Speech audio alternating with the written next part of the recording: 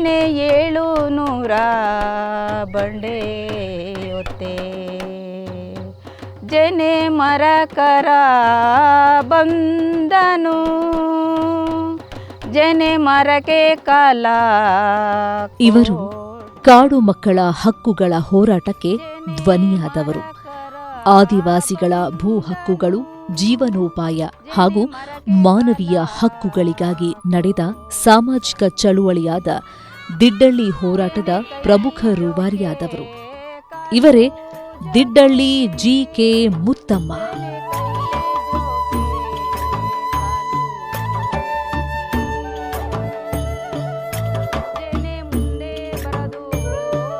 ಕಾನನದ ಮುತ್ತು ಮುತ್ತಮ್ಮ.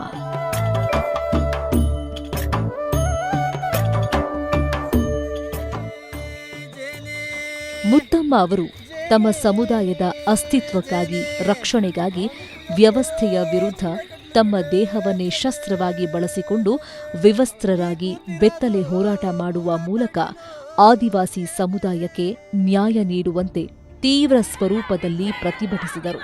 ಇವರ ಗಟ್ಟಿಯಾದ ಧ್ವನಿ, ಹಿಂಜರಿಯದ ನಿಲುವು ಮತ್ತು ಮನಸ್ಸಿನ ದೃಢತೆ ಇಡೀ ಸಮುದಾಯಕ್ಕೆ ಬೆಂಬಲವಾಯಿತು.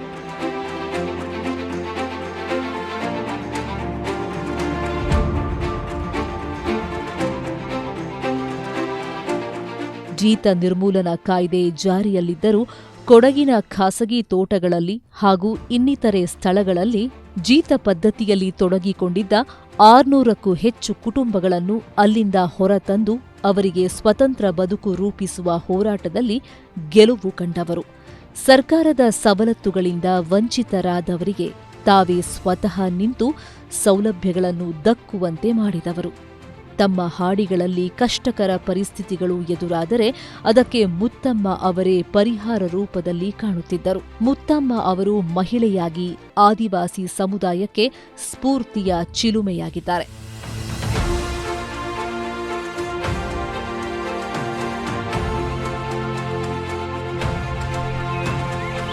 ಕೊಡಗಿನಲ್ಲಿ ಜೀತ ಪದ್ಧತಿ ಅಂತ ಇದೆ. ಅದು ಕೆಲವು ಲೈನ್ ಮನೆಗಳಲ್ಲಿ ಅಂತೇಳಿ ಜೀತ ಪದ್ಧತಿಗೆ ಇರೋದವರು. ಅವರು ಯಾಕಪ್ಪ ಜೀತ ಪದ್ಧತಿಯಲ್ಲಿ ಹೋಗಿದ್ದಾರೆ ಅಂತಂದರೆ, ಇಲ್ಲಿ ಹಿಂದೆ ಅವರು ಕಾಡಿನಲ್ಲೇ ಇದ್ದತಕ್ಕಂಥ ಆದಿವಾಸಿಗಳು. ಅವರು ಇವಾಗ ಲೈನ್ ಮನೆಗಳಿಗೆ ಹೋಗಿ ಸೇರ್ಕೊಂಡಿದ್ದಾರೆ. ಏನೂ ಇಲ್ಲವಲ್ಲ, ಈಗ ಮನೆ ಇಲ್ಲ, ಭೂಮಿ ಇಲ್ಲ, ಎಲ್ಲ ಅವ್ರಿಗೆ ವಾಸ ಇರಬೇಕು. ಈ ಥರ ಆಗಿ ಅವ್ರಿಗೆ ಏನು ಮಾಡಿದ್ದಾರೆ, ತುಂಬ ಇಕ್ಕಟ್ಟು. ಅಲ್ಲಿ ಕೆಲವು ಸಂದರ್ಭದಲ್ಲಿ ಅವ್ರಿಗೆ ತಿನ್ನೋಕ್ಕೂ ಕೂಡ ಅನ್ನ ಇರೋದಿಲ್ಲ. ಕೂಲಿ ಮಾಡ್ತಾರೆ, ಒಂದೊಂದು ಕಡೆಯಲ್ಲಿ ಕೂಲಿ ಮಾಡ್ತಾರೆ, 100 ರೂಪಾಯಿ 50 ರೂಪಾಯಿ ಕೂಲಿ ಕೆಲಸನ ಮಾಡ್ಕೊಂಡಿರ್ತಾರೆ. ಮತ್ತು ಟೌನು ಅಂತೇಳಿ ಅವ್ರಿಗೆ ಗೊತ್ತಿಲ್ಲ. ಕರ್ನಾಟಕದ ಪಶ್ಚಿಮ ಘಟ್ಟಗಳ ಮಡಿಲು, ಪ್ರಕೃತಿ ತಾಯಿಯ ದಿವ್ಯ ಭೂಮಿ, ಹಸಿರನ್ನೇ ಹೊದ್ದು ಮಲಗಿರುವಂತೆ ಕಾಣುವ ಕೊಡಗು ಜಿಲ್ಲೆ ವಿರಾಜಪೇಟೆ ತಾಲೂಕಿನ ಹಾಡಿ ದಿಡ್ಡಳ್ಳಿ. ಇಲ್ಲಿ 1969ರಲ್ಲಿ ಜೇನು ಕುರುಬ ಸಮುದಾಯದಲ್ಲಿ ಮುತ್ತಮ್ಮ ಅವರು ಜನಿಸಿದರು. ಹೊರ ಜಗತ್ತಿನ ಸಂಪರ್ಕವೇ ಇಲ್ಲದ ಕಾಡೊಳಗೆ ಪುಟ್ಟ ಗೂಡು ಕಟ್ಟಿಕೊಂಡು ಮುತ್ತಮ್ಮ ಪೋಷಕರು ಬದುಕು ಸಾಗಿಸುತ್ತಿದ್ದರು. ಇವರ ಬದುಕು ಕಾಡಿನೊಂದಿಗೆ ಬೆಸೆದುಕೊಂಡಿತ್ತು. ಕಾಡು ಇವರ ಪಾಲಿಗೆ ಕೇವಲ ಮರ ಗಿಡಗಳಷ್ಟೇ ಅಲ್ಲ, ಕಾಡೇ ಇವರಿಗೆ ದೇವರು. ಆಹಾರ, ಮನೆ, ಸಂಸ್ಕೃತಿ, ಸಂಪ್ರದಾಯ, ಆರೋಗ್ಯ, ಸರ್ವಸ್ವವೂ ಇವರಿಗೆ ಕಾಡೆ. ಇವರು ಅರಣ್ಯಾಧಾರಿತ ಜೀವನ ಶೈಲಿಯನ್ನು ಹೊಂದಿದ್ದರು. ಜೇನು ಸಂಗ್ರಹ, ಕಾಡು ಹಣ್ಣುಗಳು, ಬೇರುಗಳು ಹಾಗೂ ಕಾಡು ಉತ್ಪನ್ನಗಳಿಂದ ನೆಮ್ಮದಿಯ ಬದುಕು ಸಾಗಿಸುತ್ತಿದ್ದರು.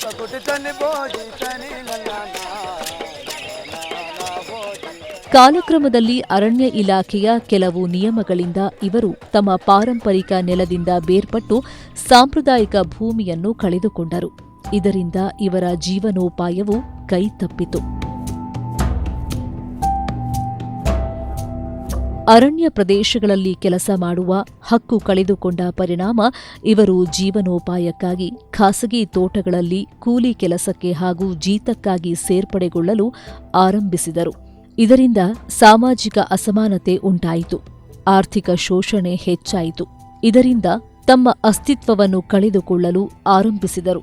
ಗಣಿ, ಅಣೆಕಟ್ಟು, ರೆಸಾರ್ಟ್ ನಿರ್ಮಾಣದ ಹೆಸರಲ್ಲಿ ಬಲವಂತವಾಗಿ ಕಾಡಿನಿಂದ ಹೊರದೂಡಲ್ಪಟ್ಟರು.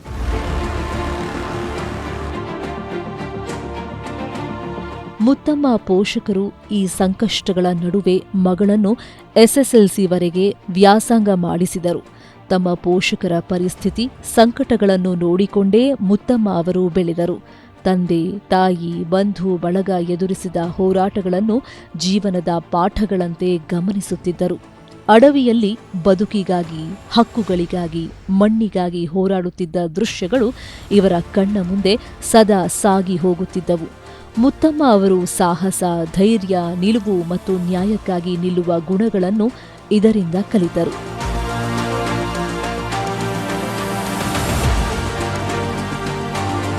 ಈಗ ಅವರ ಸಮಸ್ಯೆಗಳನ್ನೆಲ್ಲ ನಾನು ಸಂಗ್ರಹಿಸ್ತಿದ್ದೆ. ಕೆಲವು ಸಂದರ್ಭದಲ್ಲಿ ನೀವು ಹೇಗಿದ್ದೀರಾ, ನೀವು ಎಷ್ಟು ಕೂಲಿ ಇದೆ, ಮತ್ತು ನಿಮ್ಮನ್ನ ಹೇಗೆ ನೋಡ್ಕೋತಾರೆ, ಇದೆಲ್ಲ ಅವ್ರನ್ನ ನಾನು ವಿಚಾರಣೆ ಮಾಡ್ಕೊಳ್ತಾ ಇದ್ದೆ. ಕೆಲಸಕ್ಕೆ ಹೋಗ್ತಾ ಇದ್ದೆ. ಹಾಗಾಗಿ ಒಬ್ಬೊಬ್ಬರು ಒಂದೊಂದು ಥರ ಹೇಳೋಕ್ಕೆ ಸ್ಟಾರ್ಟ್ ಮಾಡಿದ್ರು. ಆವಾಗ ನಾನು ಹೇಳಿದೆ, ನೋಡಿಯಪ್ಪ, ನೀವು ಹೀಗೆ ಇದ್ದರೆ ನೀವು ಹೊರಪ್ರಪಂಚನ ಹೇಗೆ ನೋಡೋದು? ನೀವು ಒಂದಷ್ಟು ಜನ ಎಲ್ಲರೂ ಸೇರಿಕೊಂಡು ಬನ್ನಿ, ನಾವು ಇದ್ದ ಪ್ಲೇಸಿಗೆ ಯಾಕೂ ಹೋಗಬಾರ್ದು ಅಂತ ನಾನು ಹೇಳಿದೆ. ಆದಿವಾಸಿ ಸಮುದಾಯದ ಸಮಸ್ಯೆಗಳನ್ನು ಸೂಕ್ಷ್ಮವಾಗಿ ಗಮನಿಸುತ್ತಿದ್ದ ಸರ್ಕಾರ ಇವರಿಗೆ ಭದ್ರತೆ ಒದಗಿಸಬೇಕೆಂಬ ಉದ್ದೇಶದಿಂದ 2006ರಲ್ಲಿ ಅರಣ್ಯ ಹಕ್ಕು ಕಾಯ್ದೆ ಜಾರಿಗೊಳಿಸಿತು. ಈ ಕಾಯ್ದೆಯಿಂದ ಅರಣ್ಯದಲ್ಲೇ ಬದುಕು ಕಟ್ಟಿಕೊಂಡ ಜನರ ಅಸ್ತಿತ್ವ, ಹಕ್ಕು, ಗೌರವ ಮತ್ತು ಬದುಕಿನ ಭದ್ರತೆಗಾಗಿ ಈ ಕಾಯ್ದೆ ಬಲವಾದ ಕಾನೂನು ರಕ್ಷಣೆಯನ್ನು ಒದಗಿಸಿತು. ಈ ಕಾಯ್ದೆಯಿಂದ ಅರಣ್ಯ ಪ್ರದೇಶಗಳಲ್ಲಿ ಪೀಳಿಗೆಗಳಿಂದ ವಾಸಿಸುತ್ತಿರುವ ಆದಿವಾಸಿಗಳಿಗೆ ಭೂಮಿಯ ಮೇಲೆ ಕಾನೂನುಬದ್ಧ ಸ್ವಾಮ್ಯ ಹಕ್ಕು ನೀಡಿತು. ಇದು ಆದಿವಾಸಿ ಸಮುದಾಯಕ್ಕೆ ಸ್ವಲ್ಪ ಮಟ್ಟಿಗೆ ನೆರವಾಯಿತು.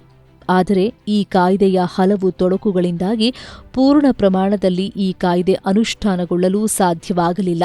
ಇದರಿಂದಲೇ ದಿಡ್ಡಳ್ಳಿ ಹೋರಾಟದಂತಹ ಹಲವು ಚಳುವಳಿಗಳು ಹುಟ್ಟಿಕೊಳ್ಳಲು ಕಾರಣವಾಯಿತು ಎನ್ನುತ್ತಾರೆ ಜಿ.ಕೆ. ಮುತ್ತಮ್ಮ ಅವರು.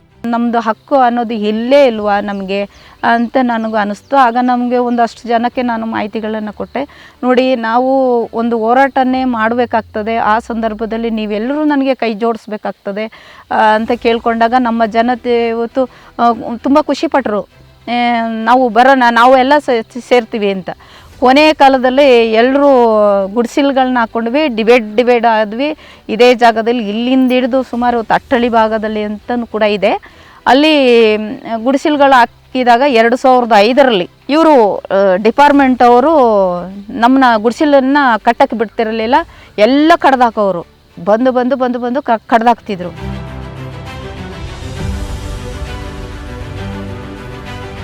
ಕೊಡಗು ಜಿಲ್ಲೆಯ ಕಾಫಿ ತೋಟಗಳಲ್ಲಿ ಹಲವು ದಶಕಗಳಿಂದ ಹಲವಾರು ಆದಿವಾಸಿ ಕುಟುಂಬಗಳು ಜೀತ ಪದ್ಧತಿಯಲ್ಲಿ ಸಿಲುಕಿಕೊಂಡು ನಲುಗಿದ್ದವು.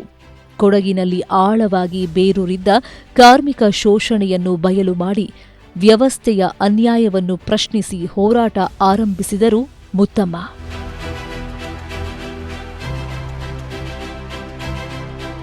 ಅಂದರೆ ನಮ್ಮ ಜನಗಳು ಇಲ್ಲಿ ತುಂಬ ಮುಗ್ಧ ಜನಗಳು ಸಹ. ನಮಗೆ ಎಜುಕೇಷನ್ ಇಲ್ಲದಿರ್ಬೋದು, ಹಾಗಾಗಿ ಇಲ್ಲದಕ್ಕೋಸ್ಕರನೇ ಇವ್ರುಗಳು ಏನು ಮಾಡ್ತಾ ಇದ್ದಾರೆ, ನಮ್ಮನ್ನು ಇಲ್ಲಿಂದ ಬೇರೆ ಕಡೆಗೆ ತೆರವು ಮಾಡೋದು. ಇವ್ರಿಗೇನು ಗೊತ್ತಿಲ್ಲದಕ್ಕೋಸ್ಕರ ಇವ್ರನ್ನ ಬೇರೆ ಕಡೆ ತೊಗೊಂಡೋಗೋದು, ತೆಗಿಬೇಕು ಅಂತ ಇವರದು ಒಂದು ಮನೋಭಾವನೆ. ಆದರೆ ನಮಗೆ ಎಜುಕೇಷನ್ ಇಲ್ಲದಿರ್ಬೋದು ಸಹ, ನಾವು ನಮ್ಮದೇ ಆದ ಒಂದು ಹಕ್ಕನ್ನು ನಾವು ಕೇಳ್ತಾ ಇದ್ದೀವಿ. ನಮ್ಮದೇ ಆದ ಒಂದು ಹಕ್ಕು ನಮಗೆ ಸಿಗಲೇಬೇಕು. ಇವತ್ತು ಕಾನೂನು ಕಾಯ್ದೆ ಆ್ಯಕ್ಟಲ್ಲಿ ಏನು ಬಂದಿದೆಯೋ ಅದು ನಮಗೆ ಸಿಗ್ತಾ ಇಲ್ಲ. ಈ ಶೋಷಣೆಯ ಸರಪಳಿಯಿಂದ ಹೊರಬರಲು ಹಲವಾರು ದಶಕಗಳಿಂದಲೂ ಪ್ರಯತ್ನಿಸುತ್ತಿದ್ದರೂ ಅವರಿಗೆ ನಾಯಕತ್ವದ ಕೊರತೆ ಎದ್ದು ಕಾಣುತ್ತಿತ್ತು. ಇದೆಲ್ಲವನ್ನು 2014ರಿಂದ 2015ರವರೆಗೆ ಮುತ್ತಮ್ಮ ಅವರು ತೋಟಗಳಲ್ಲಿ ಕೆಲಸ ಮಾಡುವ ಕುಟುಂಬಗಳ ಅಸ್ಥಿರ ಬದುಕು ಹಾಗೂ ಮಕ್ಕಳನ್ನು ಶಾಲೆಗೆ ಕಳುಹಿಸಲು ಅವಕಾಶದ ಕೊರತೆ, ಮಹಿಳೆಯರ ಸುರಕ್ಷತೆಯ ಕೊರತೆ, ಸಾಲದ ಮಾಲೀಕರ ದಬ್ಬಾಳಿಕೆಯನ್ನು ನಿರಂತರವಾಗಿ ಗಮನಿಸುತ್ತಿದ್ದರು.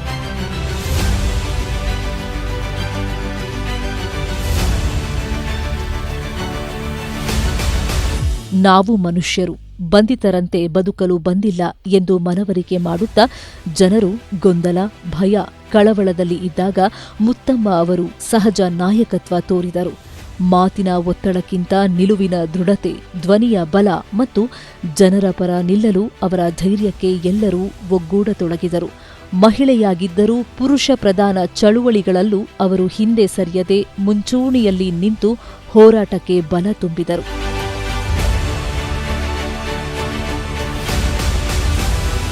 ಮುತ್ತಮ್ಮ ಅವರ ಹೋರಾಟದ ಫಲವಾಗಿ 611 ಕುಟುಂಬಗಳು ಜೀತ ಪದ್ಧತಿಯಿಂದ ಮುಕ್ತಿ ಪಡೆದು ಹೊರಬಂದ ನಂತರ ಜೀತಕ್ಕೆ ತಾವು ಹೋಗುವ ಮುನ್ನ ವಾಸವಿದ್ದ ದಿಡ್ಡಳ್ಳಿ ಹಾಡಿಯಲ್ಲಿ ಮತ್ತೆ 2016ರಲ್ಲಿ ಆಶ್ರಯ ಪಡೆದು ಗುಡಿಸಲುಗಳನ್ನು ನಿರ್ಮಿಸಿಕೊಂಡರು.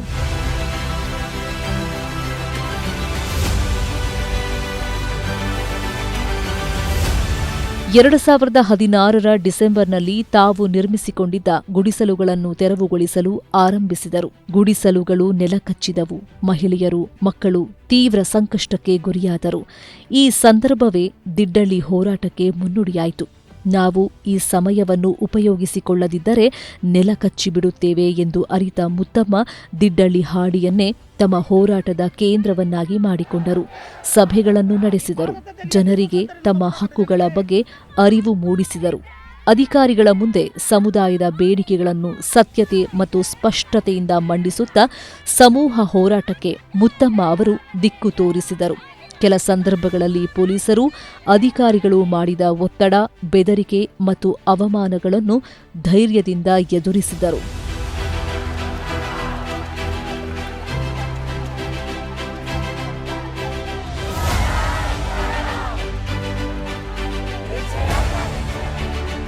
ಇವರ ಸಾಮಾನ್ಯ ಪ್ರತಿಭಟನೆ, ಕೂಗು, ಮನವಿಗೆ ಬೆಲೆ ಸಿಗದೇ ಇದ್ದಾಗ ಮತ್ತೊಂದು ತೀವ್ರತರವಾದ ಪ್ರತಿಭಟನೆಗೆ ಮುತ್ತಮ್ಮ ಅವರು ಮುಂದಾಗುತ್ತಾರೆ.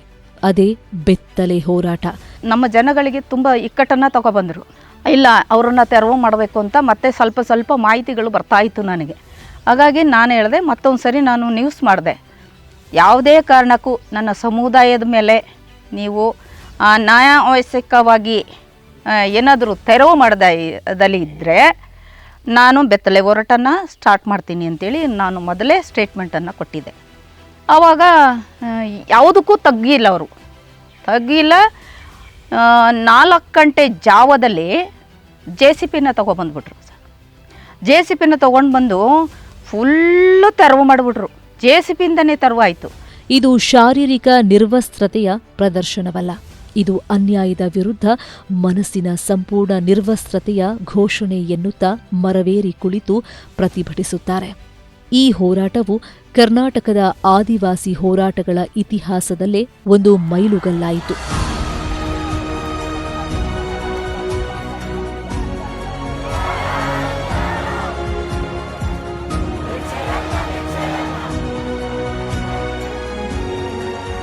ಇವರ ಈ ಹೋರಾಟದಿಂದ ಸರ್ಕಾರ ಇವರ ಸಮಸ್ಯೆಗಳಿಗೆ ಸ್ಪಂದಿಸಲು ಆರಂಭಿಸಿತು.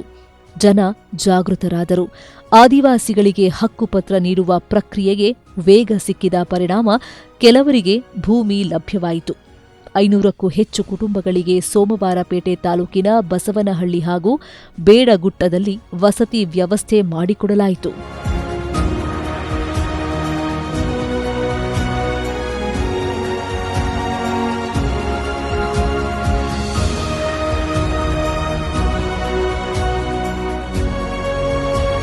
ಮುತ್ತಮ್ಮ ಅವರು ಇಂದಿಗೂ ಸಾಮಾಜಿಕ ಕಳಕಳಿಯನ್ನು ಇಟ್ಟುಕೊಂಡು ಕೆಲಸ ಮಾಡುತ್ತಿದ್ದಾರೆ.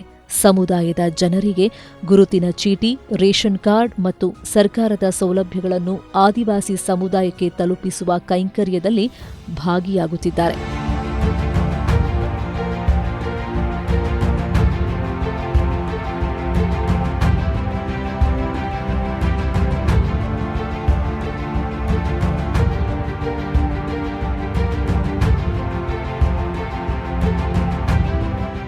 ಮುತ್ತಮ್ಮನವರು ನಮ್ಮ ಶಾಲೆಗೆ ಹಲವಾರು ಕೊಡುಗೆಗಳನ್ನ ನೀಡಿದ್ದಾರೆ. ಯಾಕೆಂದರೆ ಕ್ಷೀಣಿಸಿ ಹೋಗುವಂತಹ ವಿದ್ಯಾರ್ಥಿಗಳ ಗೈರು ಹಾಜರಿಯನ್ನು ಉತ್ತಮಪಡಿಸ್ಕೊಳ್ಳೋಕ್ಕೆ ಅವರು ಕೂಡ ತುಂಬ ಕಷ್ಟವನ್ನು ಪಡ್ತಾ ಇದ್ದಾರೆ. ಮತ್ತು ಏನೇ ಆಗಲಿ ಶಾಲೆಗೆ ಸಂಬಂಧಪಟ್ಟಿದ್ದ ಶೈಕ್ಷಣಿಕ ಚಟುವಟಿಕೆಗಳು ಕೂಡ ಅವರು ತುಂಬ ಭಾಗಿಯಾಗ್ತಾರೆ. ಎಲ್ಲರೂ ಮಕ್ಕಳುಗಳು ಪೋಷಕರ ಸಭೆಯಲ್ಲಿ ಏನಾರು ಒಂದು ಮಕ್ಕಳು ಬರೆದಿದ್ದ ಸಂದರ್ಭದಲ್ಲೂ ಕೂಡ ಆ ಪೋಷಕರಿಗೆ ಮನವರಿಕೆ ಮಾಡಿ ಪ್ರತಿಯೊಂದು ಶಾಲೆ ವಿದ್ಯಾರ್ಥಿ ಅವರಲ್ಲಿ ಹುರಿದುಂಬಿಸಿ ಹೇಗಾರು ಮಾಡಿ ಒಂದು SSLCವರೆಗೂ ಕಷ್ಟಪಟ್ಟು ಒಂದು ಸೆಕೆಂಡ್ PUC ಡಿಗ್ರಿ ಗಂಟ ಹೋಗಬೇಕು ಅಂತ ಅವ್ರು ಮಾನದಟ್ಟು ಮಾಡುವಂಥ ಕೆಲಸಗಳನ್ನ ಅವ್ರು ಮಾಡ್ತಿದ್ದಾರೆ.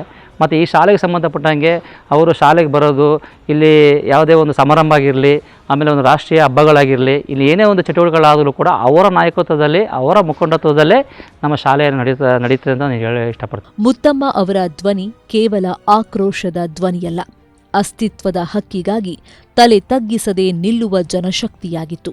ಇವರು ತಮ್ಮ ಹೋರಾಟದ ಉದ್ದಕ್ಕೂ ಜೈಲುವಾಸ ಅನುಭವಿಸಿದರು. ಸೀಮೆ ಎಣ್ಣೆ ಸುರಿದುಕೊಂಡು ಆತ್ಮಹತ್ಯೆಗೆ ಯತ್ನಿಸುತ್ತಾ ಪ್ರತಿಭಟಿಸಿದರು. ನ್ಯಾಯಕ್ಕಾಗಿ ಹಲವು ವರ್ಷಗಳು ಕೋರ್ಟ್ ಮೆಟ್ಟಿಲೇರಿ ನ್ಯಾಯ ಪಡೆದರು. ಆದರೆ ಈ ಹೋರಾಟದಿಂದ ಎಲ್ಲವೂ ಸಾಧ್ಯವಾಗಿಲ್ಲ. ಸಮುದಾಯಕ್ಕೆ ಸಿಗಬೇಕಾಗಿರುವುದು ಸಾಕಷ್ಟಿದೆ. ಜೊತೆಗೆ ಸಮುದಾಯದಲ್ಲೂ ಬದಲಾವಣೆಯ ಅವಶ್ಯಕತೆ ಇದೆ ಎನ್ನುತ್ತಾರೆ ಮುತ್ತಮ್ಮ ಅವರು.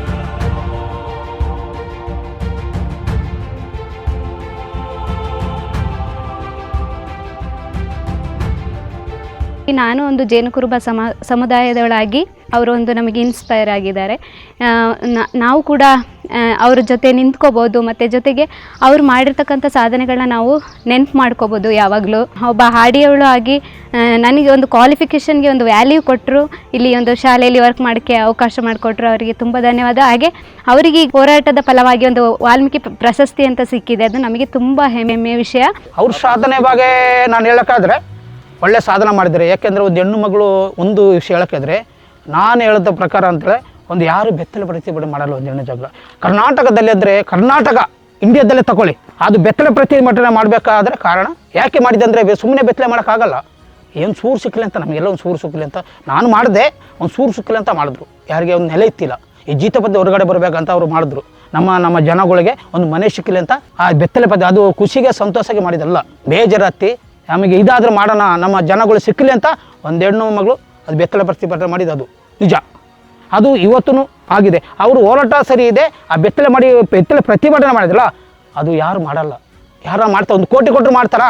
ಇವರ ಸೇವೆಯನ್ನು ಗಮನಿಸಿ ಕರ್ನಾಟಕ ಸರ್ಕಾರ 2025ನೇ ಸಾಲಿನ ಶ್ರೀ ಮಹಶ್ರೀ ವಾಲ್ಮೀಕಿ ಪ್ರಶಸ್ತಿ ನೀಡಿ ಗೌರವಿಸಿದೆ.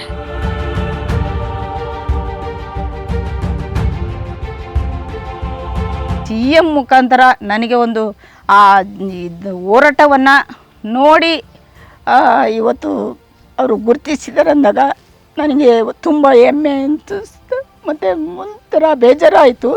ಯಾಕೆಂತಂದರೆ ನನ್ನ ಸಮುದಾಯಕ್ಕೆ ಇಷ್ಟು ಮಾಡಿ ಇಂಥದ್ದು ಒಂದು ಪ್ರಶಸ್ತಿ ತಗೊಳ್ಬೇಕಾದ್ರೆ ಆ ಜಮೀನು ಸಿಕ್ಕಿಲ್ವಲ್ಲ ಅಂತೇಳಿ ನನಗೊಂದು ಬೇಜಾರದ ಸಂಗತಿ ಸರ್. ಹಾಗಾಗಿ ನನ್ನ ಆ ಫೈಟಿಗೆ ಅದೊಂದು ಸಿಕ್ಕಿ ನಾನು ಪ್ರಶಸ್ತಿ ತಗೊಂಡಿದ್ರೆ ನನಗೊಂದು ತುಂಬ ಹೆಮ್ಮೆ ಅನ್ನಿಸ್ತಿತ್ತು. ಹಾಗಾಗಿ ನನಗೆ ಈ ಸಂದರ್ಭದಲ್ಲಿ ನಮ್ಮ CM ಆದ ಸಿದ್ದರಾಮಯ್ಯನವ್ರಿಗೂ ಕೂಡ ಜನತೆಯ ಪರವಾಗಿ ನನ್ನ ಪರವಾಗಿ ಅಭಿನಂದನೆ ಕೂಡ ನಾನು ಈ ಸಂದರ್ಭದಲ್ಲಿ ಹೇಳ್ತೀನಿ ಸರ್.